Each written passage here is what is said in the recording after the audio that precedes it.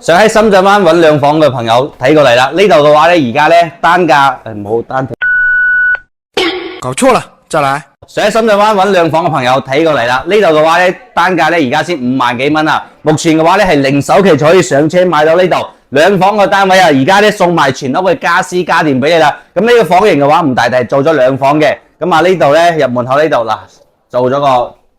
都係細細地嘅呢個廚房俾到你噶啦。咁啊呢邊嘅話咧嗱一眼睇晒啦，呢度咧話仲係分離式嘅廁所添喎，沖涼房呢度分離式嘅。咁啊呢個客廳嘅話咧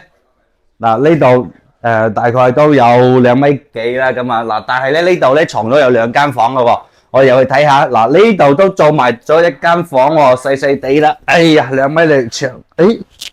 哦都有2米幾喎，2米差唔多嘅喎，嗱呢度咧就係明窗嘅一個設計嚟嘅，嗱有可以睇到出邊啦，咁啊我哋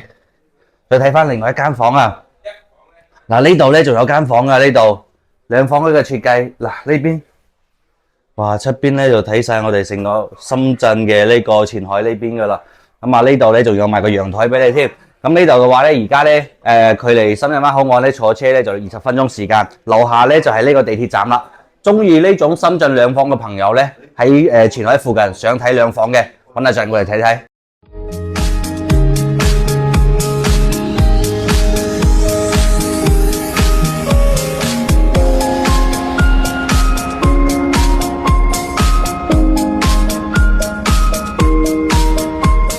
啱啱睇完啦，呢度嘅話咧就兩房單位43平嘅，咁啊都係純住宅單位。而家嘅話咧單價5萬零蚊，總價嘅話咧240幾萬起嘅，就喺地鐵口附近，